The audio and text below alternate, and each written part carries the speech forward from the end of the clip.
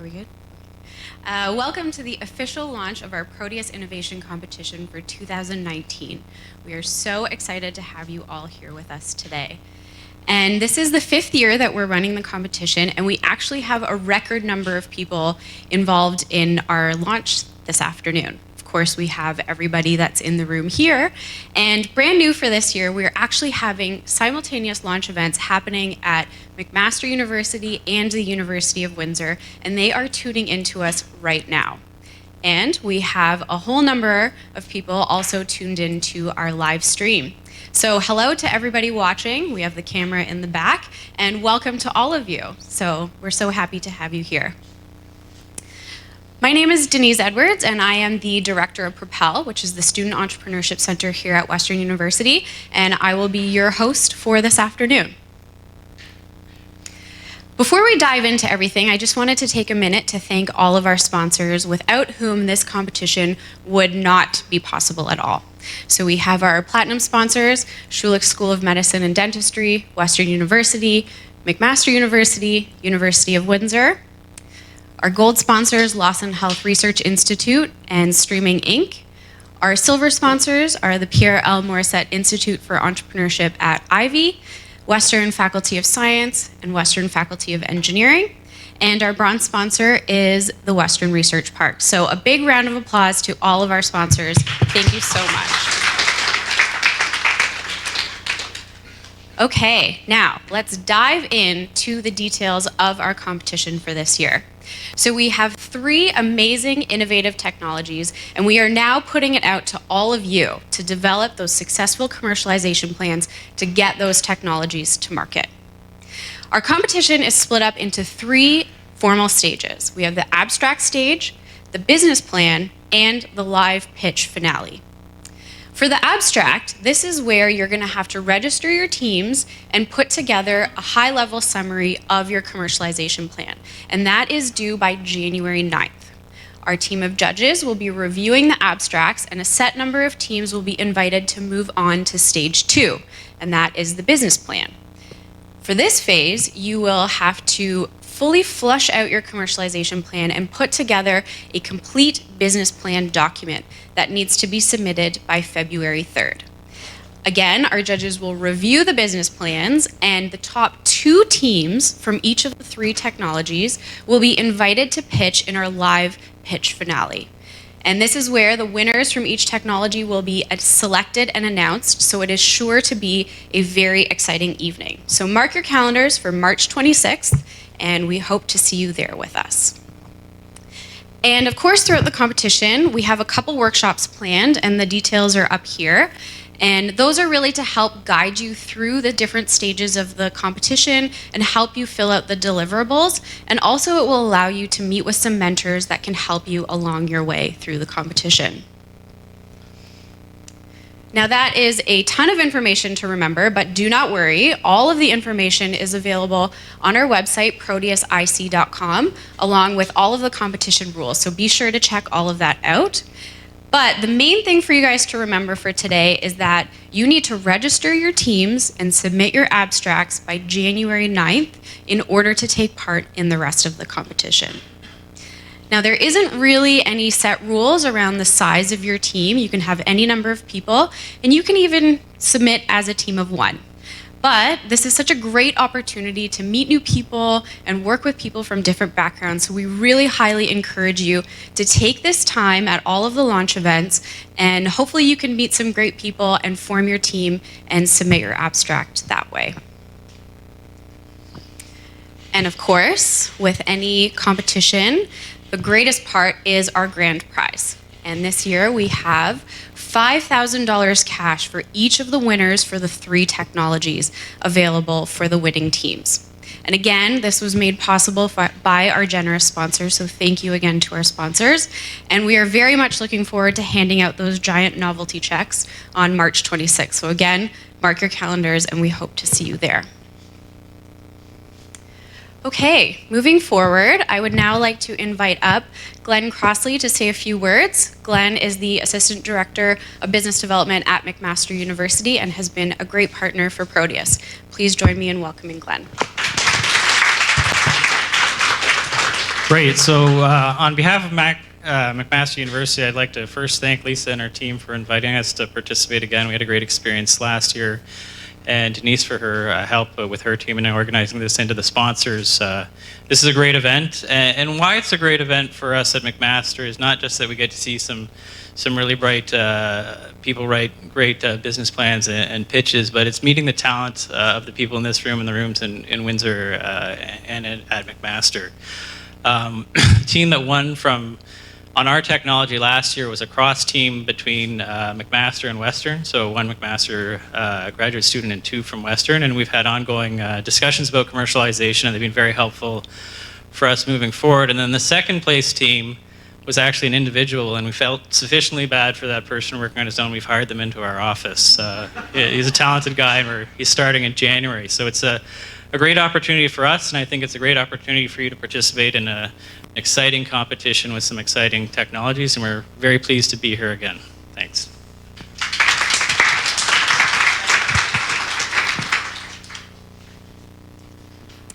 Okay, thanks so much, Glenn. This is actually the second year that we're officially partnering with McMaster and Windsor, and it's been such a great time working with the teams, and we look forward to working with you again for another great competition year. Okay, another one of our great partners is Tech Alliance, which is the regional innovation center located here in London, and they've been one of the Proteus partners since the start of the competition.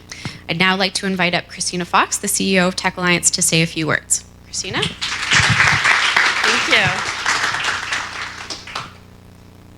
Thank you, Denise, for that kind introduction, and welcome to the launch of the 5th annual Proteus Innovation Competition during Global Entrepreneurship Week.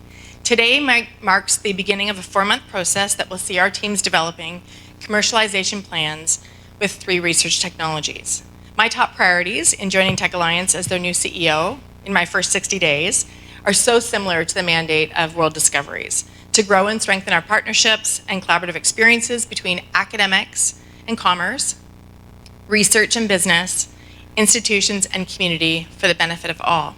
And in getting to know Lisa as a colleague, I've been so impressed with the Proteus Innovation Competition because it's a perfect example of what can happen when we all work together to support research and entrepreneurs. Collaboration is fundamental to every part of Proteus, from the planning team that has organized each element of the competition over the next 4 months, to the commercialization offices and researchers at McMaster, Windsor, and Western universities, and to our many supporters and sponsors. Each of you play a vital role in making the 5th annual competition possible. And for the competitors, the chance to win one of the cash prizes is an obvious big draw. But I do hope you see this as a terrific opportunity to learn more about launching a startup by creating a business plan, and perhaps creating bold opportunities by licensing your technology and turning it into your business adventure. Working with Proteus partners, not only will you learn how to create a solid business plan and effectively pitch your solutions, you will also receive one-on-one coaching from Tech Alliance, Propel, World Discoveries, and our partners at the University of Windsor and McMaster University.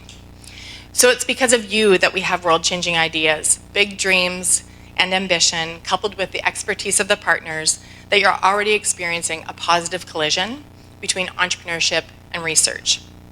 Fortune favors the brave. So in a world where innovation is critical, you're about to undertake a unique and formidable experience, and I wish you good fortune. Thank you.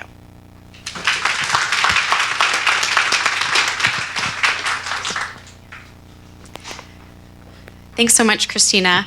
It's great to continue our collaborative relationship with all of the entrepreneurial support organizations within the city, and we look forward to working with you and the rest of the Tech Alliance team. Okay, now it is the time I'm sure you've all been waiting for to dive into our 3 official Proteus technologies for this year. These innovative technologies are based on IP that have been developed at our 3 partner institutions, Western, McMaster, and Windsor. These technologies were selected by each institution based on the readiness of the technology, the market potential, as well as to make sure that we can cover a broad number of industries and fields of study. So our 3 technologies for this year are the microbiome modulation with CRISPR technology from Western, the neonatal laryngoscope technology from McMaster, and the flexible pressure sensor from Windsor. Now, the innovators behind these technologies play a very critical role in this competition, and luckily, they are all here with us today to share their expertise and all of the work that they have put in behind developing these technologies. So after the formal presentation, I strongly encourage all of the teams, once you have kind of landed on which technology you're interested in pursuing, to take the time to connect with these innovators and gain further insights into their technologies as you get started on your commercialization plans. Now for this year, since we do have our 3 launch events happening across each of the campuses, the innovators are actually at their home campuses right now. But through the magic of technology, we've actually set up video calls for each of the campuses so that you can connect across each of the areas and make sure that you can get your questions answered. So around the room, we have the 3 stations you can see with the posters, and then there's the one at the back. And we'll have the laptops set up, and we'll have a staff person available at each place to facilitate the Q&A. So definitely take advantage of this opportunity and connect with the innovators when you have the chance.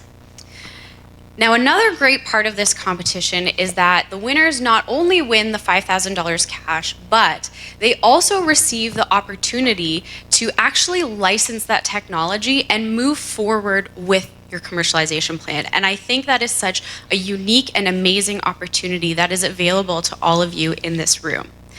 And in the past, since we've run this competition for a few years, we've had a few successes come out of it with some startup companies, including ENT and glycopolymers. So for all the teams out there, you never know, maybe this time next year, we'll be listing your company as one of our successes for our Proteus competition. So definitely keep that in mind as you are actively working on your commercialization plans.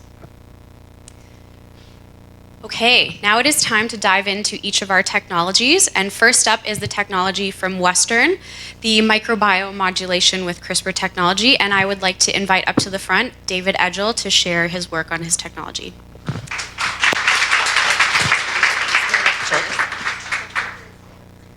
Okay, thank you. I'd just like to thank everyone involved in this competition for selecting our technology and giving us the chance to present it today.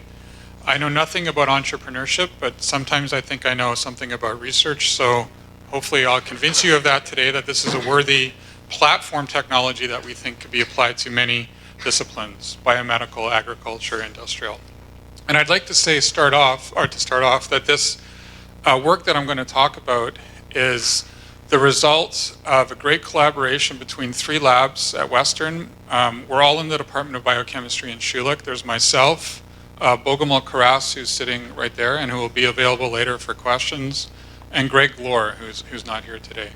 And also, this research and I guess the development of this technology was really driven by excellent PhD students in our labs, and so this is really a homegrown Western project that I think we can be proud of for that. Okay, so what's our big spiel here? Oh, no, nothing. Oh no, no. Did I go the wrong way? No. There we go. Okay, there we go. Okay. See, I told you I know nothing. Okay, so our technology, our platform is based around CRISPR.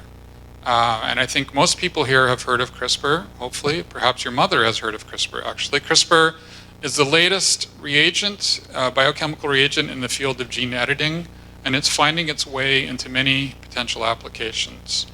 And our potential application, one of them, we think, is using CRISPR as the next antibiotic to help resolve some of the problems associated with infectious diseases and antibiotic overuse.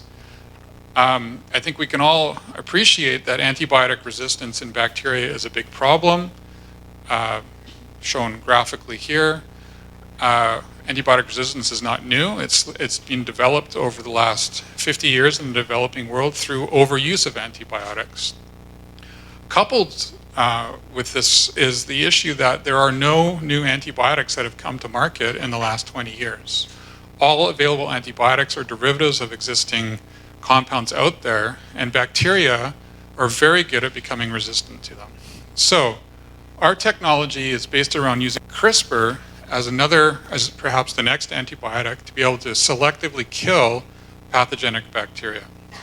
And this was highlighted in our paper that we just published this year in the journal Nature Communication, and the PhD students are highlighted at the beginning there. Okay, now really when we're talking about antibiotics and killing specific bacteria, what we're really referring to is control of the microbiome that's in part of every person in this room and every human being even. Your body is composed of cells, but it's also composed of trillions and trillions of bacteria that help you be who you are. The problem with the microbiome is that if those bacterial abundances get out of whack, where one species takes over and dominates whereas it shouldn't, that causes disease conditions. As you might see, when you get a cold or a more severe disease, those result from imbalances in the microbial communities within your body. Traditional treatments for that include, of course, antibiotics. But antibiotics are relatively non-specific. They tend to wipe out all of the bacteria in your body. At the same time, the bacteria that survive the treatment with those antibiotics become resistant to those antibiotics. So the treatments become less effective with time. But what if we could target specific bacteria for elimination? We could target bacteria that cause specific diseases and eliminate them with the use of CRISPR technology. This is not a new idea, but the problem has always been how to deliver CRISPR to the bacteria that you want to kill. These bacterial microbiome communities are inaccessible to common treatments. They're in your gut, in your nose, in your mouth, on your skin. How do we get the CRISPR to only the bacteria that we're interested in targeting and interested in killing? And so our technology is essentially, we have built a better delivery truck. You can think of our technology as a FedEx truck in which we can stuff various amounts of cargo, CRISPR being one of them, other types of molecular reagents that could modulate the activity of specific bacteria or indeed kill them. And our FedEx truck, like FedEx, can go anywhere, anytime, for a fee, perhaps. But our technology, we feel, is applicable to delivery as CRISPR to many, many different microbial communities. And this provides us with a selective advantage over, for instance, treatment with antibiotics, which are more just general and broad-based. Our technology can be specific delivered to specific bacterial populations to kill those pathogenic bacteria, for instance. Okay, so where are we now? We have completed our proof of principle experiments outlined in the paper. We are currently optimizing our delivery technology, which is based on conjugative plasmids that occur in bacteria. We have a provisional patent that has been filed. We have received significant media attention from our publication, both at Western and internationally. There was a story in the New York Times about our publication, which I thought was quite amazing that Western University could get into the New York Times. And that has stimulated some interest from biotechnology companies. But as I said, we know nothing about entrepreneurship. We need your help to take our technology to the next stage, to make it into a startup company, to make it into a product. One of the advantages we feel is that our technology can be applied to many disciplines, not only medical, agriculture as well, bioindustrial. So I think our technology should win. Is that all? Okay. And as I mentioned, Bogomil will stand up, Bogomil. Yeah. Bogomil will be here later to answer some questions.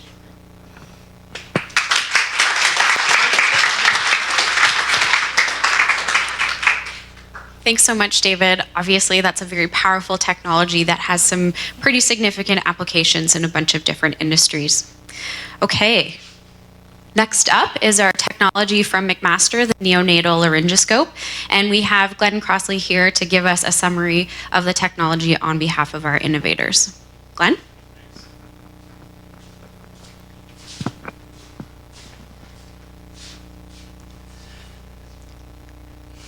So the technology from McMaster is a neonatal laryngoscope. And if we go to the first slide here, anyone who was here last year will say, hey, that's the first slide you had last year, which is true.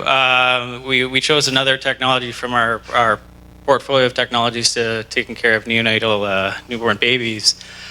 And I'll make the same joke I made last year. The problem isn't that 4 million babies are born in the US every year. That's a wonderful thing, and I'm doing more than my contribution to that number in Canada, or fair contribution. The challenge is that they're coming earlier, and the good news is that we're able to take care of these babies better, and many, many more of them are surviving. But they come with their challenges. So almost 10% of these require some sort of intubation, which is putting a breathing tube into the airway of the neonate. And there isn't a good technology for doing it right now. So the current way they've done this is they just take a standard laryngoscope that they would use on URI, and they shrink down the blade, and then they just shove it at the mouth of the baby and try to aim a breathing tube into their airway. And the challenges for the physician or the care person providing this procedure is it's difficult to visualize the airway. You can't see into the opening of the baby. You can cause significant trauma to the mouth because it's such a large tool. And it's actually difficult to maneuver it around on a neonate just because of the relative size. So our solution has been a simple one, which is actually to move the handle and the vast majority of the device outside the viewing area and off to the side of the neonate's mouth. And the advantages are obviously you've got a dramatically increased field of view, and you don't have any a risk of damage or trauma to the mouth. So just recapping that, in addition to those, it's less bulky, so it's very easy for the physician to handle. And probably one of the sort of really interesting things is because of the way it's laid out, a healthcare provider doesn't need to learn how to use a new tool. It looks like and feels like the same tool they've used for years. It's just the active component at the end that's different. So in terms of feedback, we've been to a bunch of different institutions. McMaster Children's Hospital to sick kids who went to the Children's Hospital in Buffalo. And the inventor who's now in India has toured around various hospitals in India, and the feedback's been consistently positive. So people have tried this on neonatal mannequins that they train residents on, and they think it's fantastic. So all of our feedback so far has been positive. We have a patent that issued this summer, and it broadly covers the notion of having a offset blade in a laryngoscope device that's orthogonally offset from the handle, and I'll explain a little bit more what that means. The closest prior art that was cited against us, just so you can get an understanding of this, is this device here. And if you know what a normal laryngoscope looks like, it looks like this microphone with a little blade on the bottom. The way this one works is both the blade and the part that the physician or the person doing the intubation holds are parallel. So you actually have to learn a new method of doing the intubation. So if you're holding it up, you're putting the top part of that above the baby's head, and if it's on the side, you're trying to learn how to put the tube in at a different angle. And ours eliminates that problem. So in terms of the status and next steps, we've completed 2 rounds of prototyping. So we were able to raise some funds to do that and built a couple of working prototypes.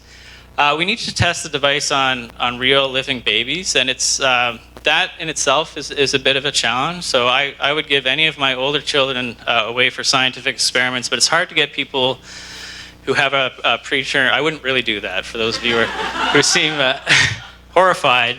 But it's very difficult to get people to commit in advance that if they have a preterm birth that they're going to let anyone do any sort of experiment or test on a new device in a baby. So that's one of the challenges. We need to raise some funds to do this clinical trial. And we figure that the likely outcome here is a license to an existing medical device company. And that can be done. That's often done through a startup. And that's why we're excited to participate in the competition. And we're excited to support a team who's interested in trying to carry this forward. In terms of the team, Dr. Doraiswamy was a neonatal fellow at McMaster. He's moved back to India, but a lot of the prototyping work was done while he's here, and we're managing the commercialization of the technology on his behalf. And Dr. Selva Ganapathy who seems to be on every slide we put up of teams at McMaster. He was the co-creator last year. He's been involved in the prototyping side and is available at McMaster for questions. And I should say that Shree's a great guy, and he's available by Skype. He couldn't make it today because it's 3 o'clock in the morning where he is, but he's happy to have conversations with anyone who's interested in taking this on as part of the competition. But the questions, I understand, will be at the end. Thank you very much.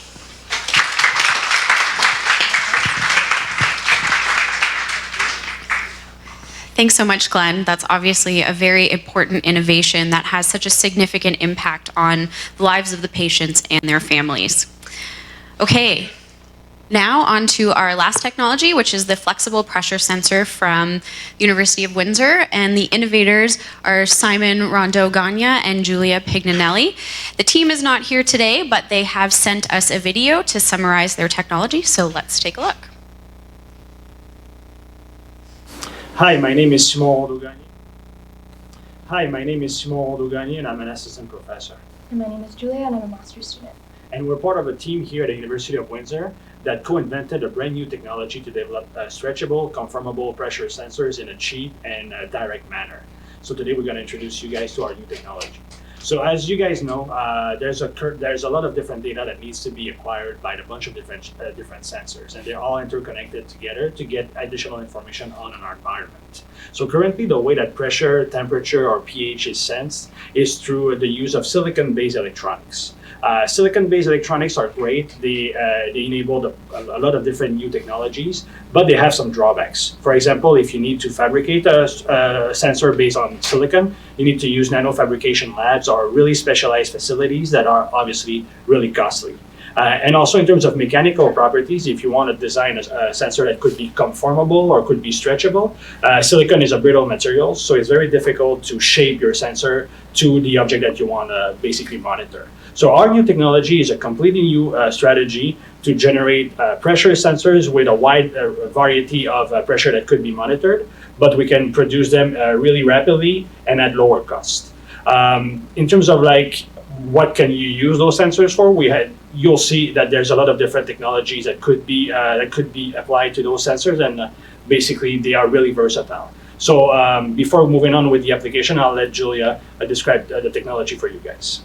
Okay, so the method that we use to prepare these sensors is through a simple soft molding technique where we formed a dielectric layer that is placed in between two electrodes, which essentially forms a capacitor.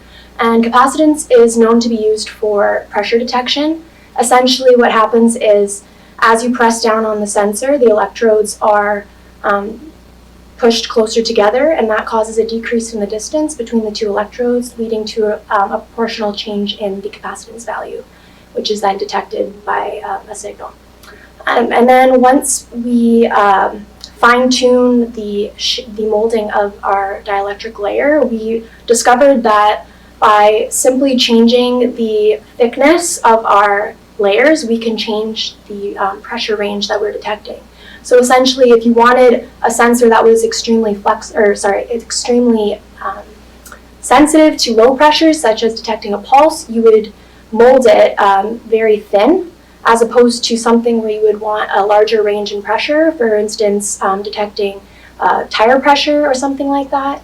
Then you would use a thicker layer in the center, and that would lead to a resulting sensitivity into that range. So what's beneficial about this system is that it's extremely simple to fine-tune based on whatever application that you're looking for, and it's easy to produce in mass production. So as opposed to making these sensors and the dielectric layer in the nanofabrication labs, which is super expensive, just to make a single small device, we were able to actually produce multiple all at the same time. And as Simon was saying, it has possibility to be used in roll-to-roll printing, which opens up many doors for manufacturing, and also the ability to use the device in multiple applications. In terms of the physical quantities, in terms of data that we can collect, since we can completely tune the system in terms of pressure range, we really can adjust to the consumer's desire and visions. So for example, if you need to monitor some body human related signal, then we can prepare the sensors to fit that range of pressure. If you need to monitor more industrial kind of pressures, then obviously these materials could also be, and these sensors can be customized to fit, again, the pressure range that the customer and the consumer wants. In terms of mechanical properties, again, it depends on the materials that you use. So our technology is really about the way that we fabricate a sensor and how it works, but we have a wide variety of different materials that could be applied to these sensors. So if you need to have a certain kind of mechanical robustness, then we just select the material that is appropriate for the application that we're targeting. For example, with the current material that we have in here, which is based on silicon, we can actually achieve up to 300% of the initial length, and the pressure is still monitored in a really high resolution manner. So it's a really tunable, easy way to create those sensors, and again, we believe that it could really revolutionize the way that pressure is acquired in industrials and also in consumer markets.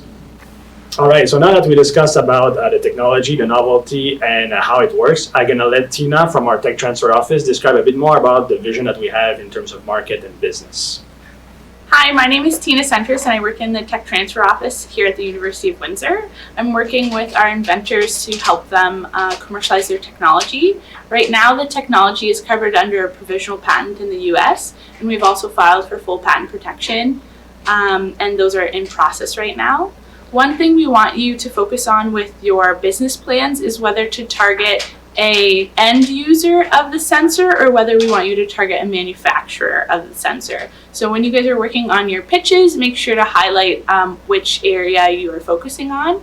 Another thing we want you guys to think about is what sector you would recommend is best for this technology. As the inventors described, there's a lot of different capabilities of it, and so we want you guys to highlight whether you think an automotive or health or industrial application you'd like to suggest. The other thing about our commercialization strategy is we're potentially looking for licensees or the possibility of forming a spin-out company. So please highlight those in your business models. Lastly, I'll be available for the launch to answer any Q&As, as well as our inventors Jalal Ahmed and Julia, who will be available via, I think, Zoom to answer any questions you might have. Looking forward to hearing your pitches, and thanks for participating. Okay, thanks to the team for that great video. Of course, another innovative technology that has so many potential applications. So there you go. That is our 3 Proteus technologies for this year. Your work is definitely cut out for you, and we are very much looking forward to seeing the amazing commercialization plans that you are able to develop. Now, quickly before we move on to our closing remarks, I just wanted to take a second to thank all of the staff who put in so much time and effort to put together not only the launch today, but the entire competition. So Jordan, Alicia, the team from World Discoveries, Western Entrepreneurship, Tech Alliance, McMaster, and Windsor. A big round of applause for all of us.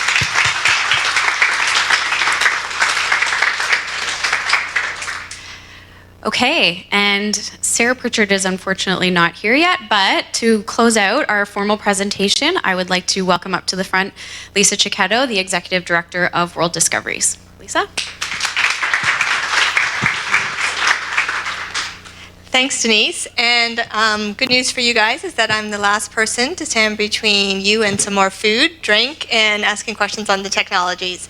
So thanks, Denise, for emceeing today. Thank you for coming out to learn about the technologies. As Denise said, we're really excited to see what plans get developed during the competition, and just like to encourage everyone to take part. Even if you don't win the $5,000 prize, it's a great experience. You'll learn how to do a business plan and a pitch, and who knows when you'll be able to apply it to your own venture someday. Thanks, Denise, for thanking the team for working on the competition to date. And I'd also like to again thank all of our sponsors. Without your support, we wouldn't be able to put on the competition, so thank you. Also, thank you to our speakers today for giving remarks, and to all of the partners. And I just wanted to highlight one last time, the due date for registration is the same date the abstract is due, which is January 9th. So we're giving you lots of time. You can do it over the Christmas break, and we hope to have many applications. So thank you, and enjoy.